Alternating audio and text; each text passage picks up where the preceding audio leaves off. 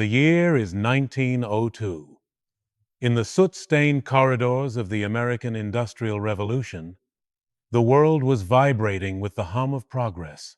Cities were being wired for light, steam was giving way to the internal combustion engine, and the very fabric of human capability was being rewoven in steel and oil. But in a quiet corner of a New England manufacturing district, a different kind of history was being written and then quite literally entombed.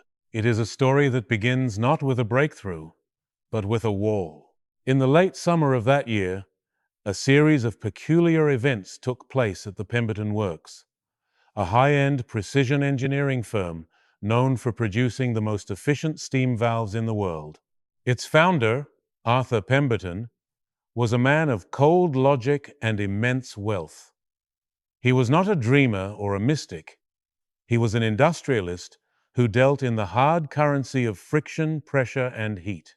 Yet, by the autumn of 1902, Pemberton had ceased all commercial production.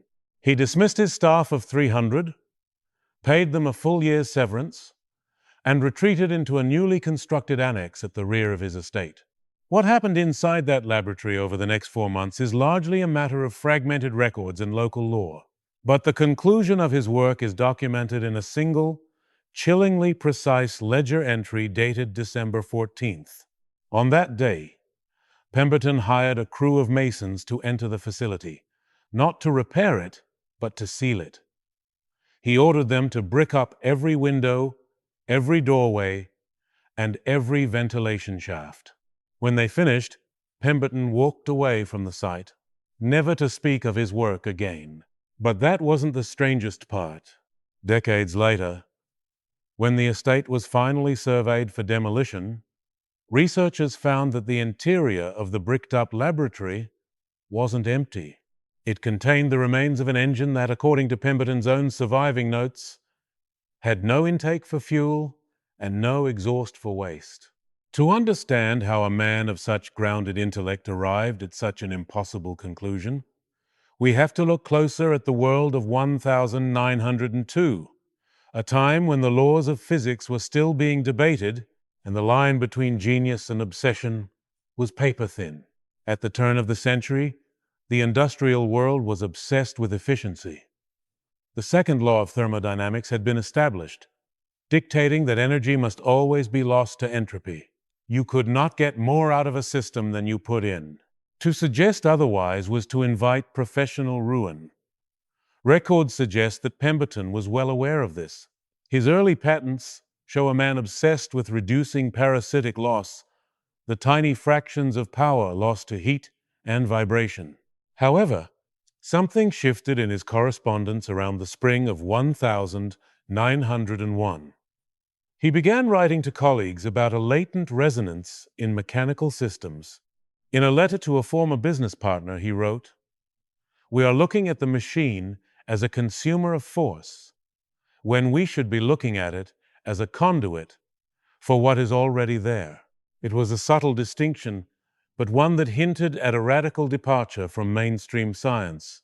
By the time he retreated to his laboratory in 1902, Pemberton was no longer interested in improving the steam engine. He was looking for a way to bypass it entirely.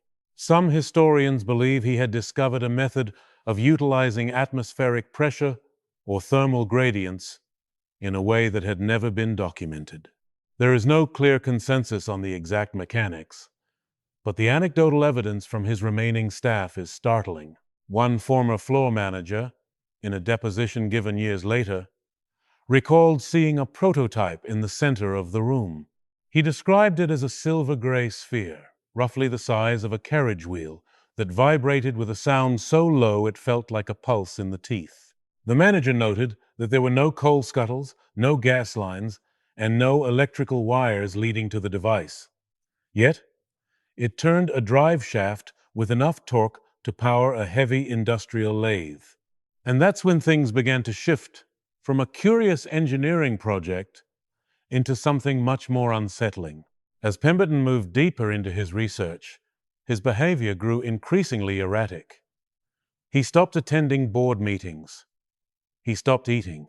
Neighbors reported that the lights in his laboratory, bright arc lamp glows, stayed on for 72 hours at a time. But it wasn't the light that caught their attention, it was the temperature. Even in the sweltering heat of August, witnesses claimed that the grass surrounding the Pemberton Annex was covered in a thick layer of frost. This thermal anomaly is one of the few details that survived in the local police logs of the time. Officers were called to the estate on 3 separate occasions to investigate reports of unnatural weather. Each time, Pemberton refused them entry, citing trade secrets and the protection of his intellectual property. What they found next changed the narrative entirely. On the night of November 12th, a massive surge of energy described by some as a silent lightning strike was seen radiating from the laboratory's roof. There was no thunder, only a sudden blinding flash that turned the night into day for several seconds. The next morning, the local power grid, such as it was in 1902, was found to be completely drained, despite Pemberton's facility not being connected to the municipal lines. It was shortly after this event that Pemberton made the decision to terminate his business. He didn't sell his patents. He didn't look for investors. He simply stopped. To the outside observer, it appeared to be a breakdown. To those who have studied his journals, it looks more like a tactical retreat. One particular page of his diary, recovered from a safe deposit box in the 1970s, contains a drawing of a closed-loop system. Beside it, Pemberton had scrawled a single sentence: "The cycle is complete, but the cost of the equilibrium is too high for this century." What did he mean by equilibrium? In the context of 1902 physics, equilibrium referred to a state of balance where no energy is exchanged. But Pemberton's notes suggest he had found a way to maintain that balance while still extracting work from the system, a paradox that defied everything the industrial age was built upon. He wasn't just building an engine. He was, in his own mind, tapping into a fundamental frequency of the physical world. As the weeks grew colder, the work intensified. The few suppliers who were still delivering materials to the estate reported seeing Pemberton moving heavy lead shielding into the annex.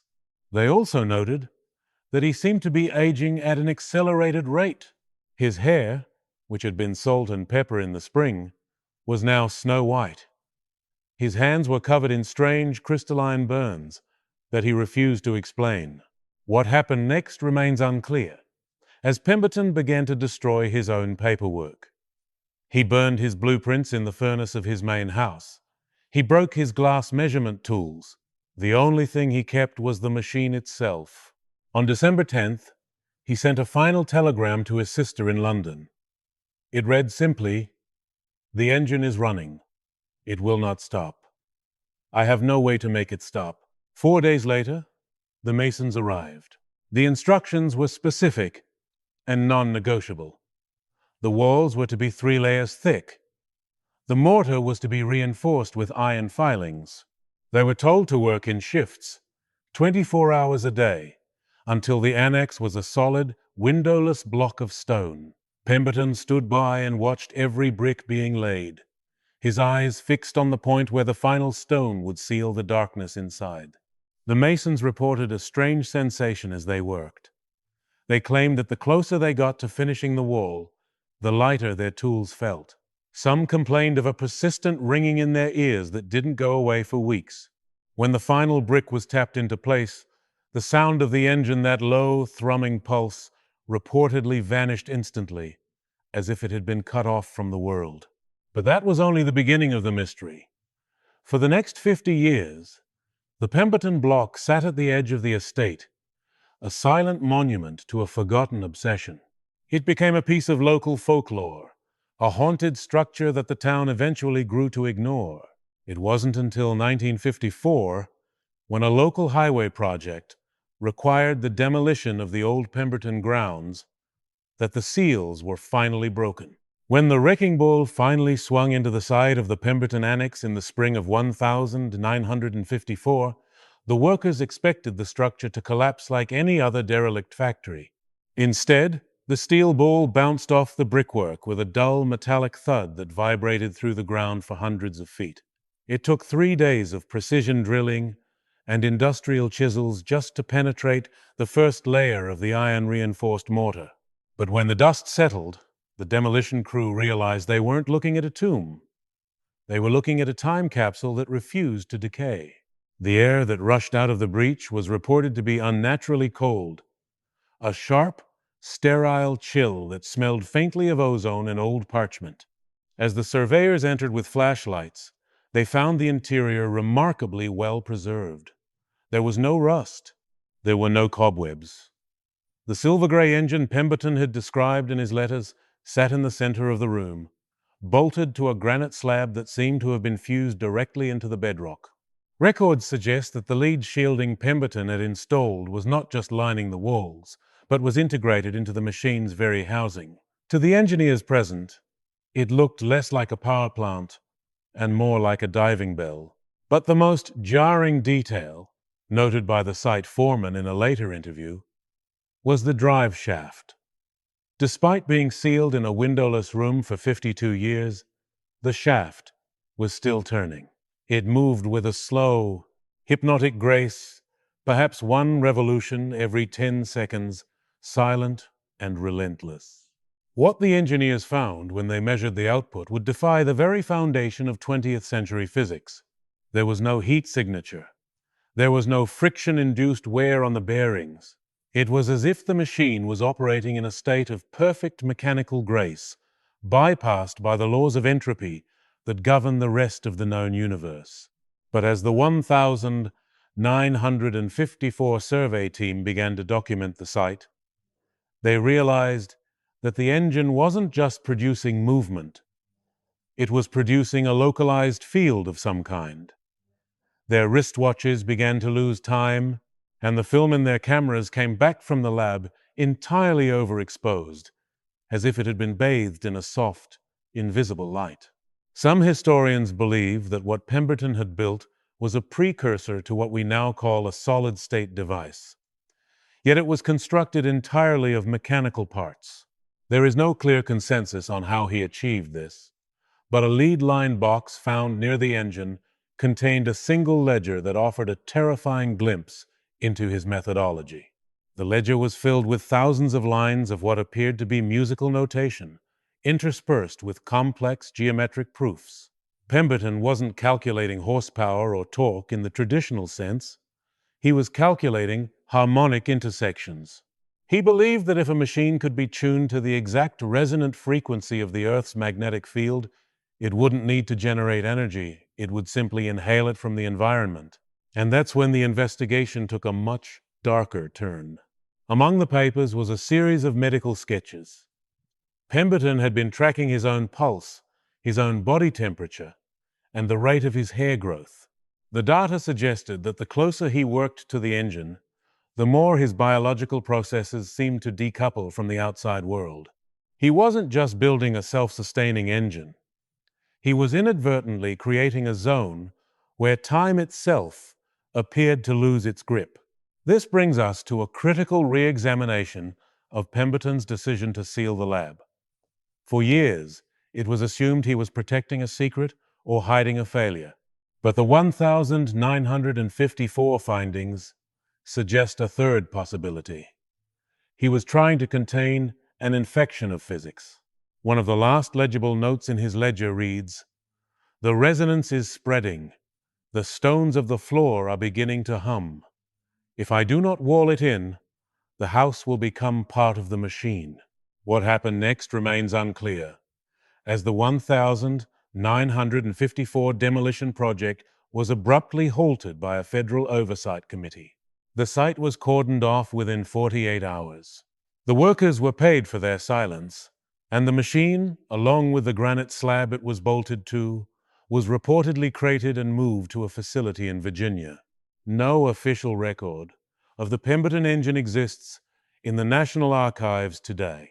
However, some researchers have pointed to a series of classified patents filed in the late 1950s regarding non-thermal kinetic energy as a potential breadcrumb trail.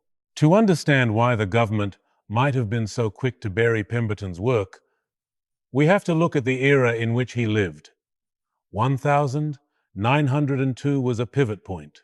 Nikola Tesla was at the height of his experiments with wireless power at Wardenclyffe. Meanwhile, the coal and oil industries were cementing their stranglehold on the global economy. A device that could provide infinite, localized power without a fuel source wasn't just a scientific breakthrough, it was an existential threat to the world's burgeoning power structures. Some historians believe Pemberton wasn't just a reclusive genius, but a man who was deeply afraid of the world he was helping to create. He saw that his engine wouldn't bring about a utopia, but would instead be used as a weapon or a tool of absolute control. There is a surviving account from a local woman who had been a young girl when the lab was sealed. She recalled seeing Pemberton sitting on his porch the evening after the masons had finished. He looked, she said, as if a great weight had been lifted from his shoulders. Yet he kept his head turned away from the laboratory. When her father asked him if the work was finished, Pemberton replied, "The work is never finished. It is only waiting for a hand that can hold it without burning." The burning he referred to might not have been metaphorical. When the 1954 team examined the site, they found that the interior bricks, the ones closest to the engine, had been turned into a glass-like substance. This vitrification requires temperatures exceeding 3,000 degrees Fahrenheit. Yet, as we know, the room was freezing cold when it was opened. This paradox, extreme heat signatures without actual heat, points toward a phenomenon that modern science is only just beginning to explore. Cold fusion, or perhaps a manifestation of zero-point energy. But even this explanation fails to account for the personal stories of those who survived the lab's brief opening. Of the 7 men who first entered the bricked-up annex in 1954, 5 of them died within the next decade from rare, aggressive cancers. The site foreman, the one who had seen the drive shaft turning, lived much longer, but he claimed to hear a low-frequency hum for the rest of his life. He described it not as a sound, but as a feeling of being pulled toward a center that wasn't there. What they found next changed the narrative entirely. In the late 1980s, a retired archivist for the Pemberton family estate discovered a hidden compartment in a roll-top desk that had once belonged to Arthur's sister. Inside was a final letter, dated 1910, 8 years after the lab had been sealed. In it, Arthur Pemberton made a confession that reframes the entire timeline of the discovery. He claimed that he hadn't actually built the engine. He claimed he had invited it. He wrote about a specific configuration of magnets and copper coils that, when arranged in a certain geometry, began to move on their own. He hadn't added a motor. He hadn't added a battery. He had simply created a cradle, and something in the air, or something in the vacuum of space itself, had taken up residence within it. This raises a chilling question that continues to haunt the modern re-examination of the case. If Pemberton didn't understand how the engine worked, and he couldn't stop it from running, did he really seal it to protect his secrets? Or did he seal it because he realized that the engine was growing? The idea that a machine could grow sounds like the fever dream of a man losing his mind. But in the context of Pemberton's final letters, the term takes on a more technical and perhaps more terrifying meaning. Records suggest that Pemberton wasn't referring to the physical dimensions of the device, but to its sphere of influence. The 1954 survey team, before they were dismissed by federal authorities, had noted something peculiar about the architecture of the annex itself. The foundation had shifted, but not in the way a building settles over time. The granite slab the engine sat upon had supposedly sunk 4 inches into the earth, yet the engine remained perfectly level. It was as if the machine was anchoring itself to a point in space that was more solid than the ground beneath it. One geologist who was briefly consulted on the site remarked that the molecular structure of the surrounding stone had been altered. It had become denser, more crystalline. If Pemberton's theory about harmonic intersections was correct, the engine wasn't just pulling energy from the environment, it was slowly restructuring the environment to better suit its own resonance. This leads us to an unsettling realization. If the engine was never stopped, and if it was restructuring the matter around it, then sealing it behind a brick wall wasn't an act of preservation. It was a desperate attempt to slow down a process that Pemberton no longer controlled. He was trying to provide the machine with so much mass 3 layers of iron-reinforced brick that its growth would be preoccupied with the wall rather than the world outside. But that wasn't the strangest part. In the late 1990s, a team of independent researchers using ground-penetrating radar at the original site of the Pemberton Works discovered something the 1,954 demolition crew had missed. Beneath the area where the annex had stood, there is a thermal anomaly that persists to this day. A pocket of earth, roughly 30 feet below the surface, remains a constant 34 degrees Fahrenheit, regardless of the season. This cold spot aligns perfectly with the location of the granite slab.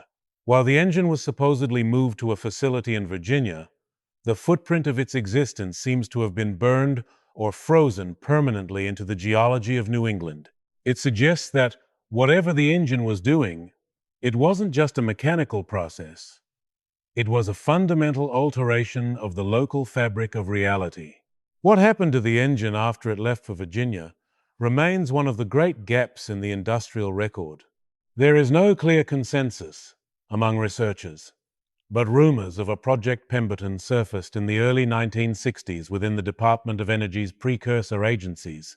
Documents obtained through redacted Freedom of Information requests mention a Type 0 kinetic source that was undergoing testing at an underground site near the Blue Ridge Mountains.